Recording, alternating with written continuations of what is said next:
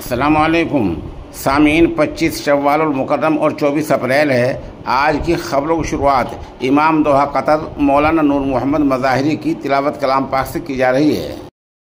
वलक़द अहलकना मा हौलकुम मिनल क़ुरा वसर्रफ़ना अल-आयाति लअल्लहुम यरजिऊन फलौला नसरहुमुल्लज़ीना इत्तख़ज़ू मिन दूनिल्लाहि क़ुरबानन आलिहा बल ضلوا عنهم وذلك إفكهم وما كانوا يفترون وإذ صرفنا إليك نفرا من الجن يستمعون القرآن فلما حضروه قالوا أنصتوا فلما قضي ولوا إلى قومهم منذرين قالوا يا قومنا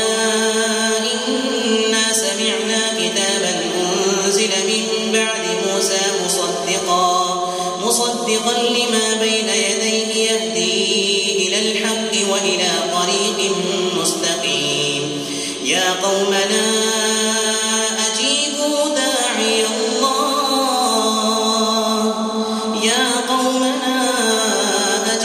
داعي الله وآمنوا به يغفر لكم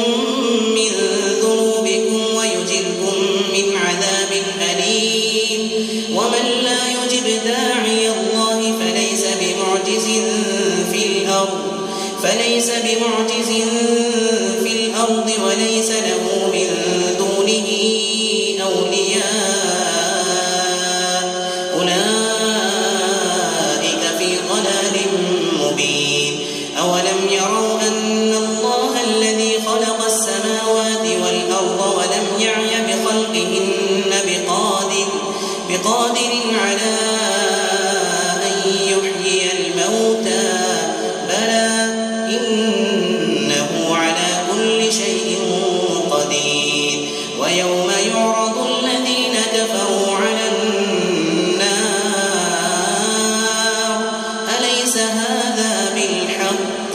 قالوا بلى وربنا قال فذوقوا العذاب بما كنتم تكفرون فاصبر كما صبر أولو العزم من الرسل ولا تستعجل لهم كأنهم يوم يرون ما يوعدون لم يلبثوا إلا ساعة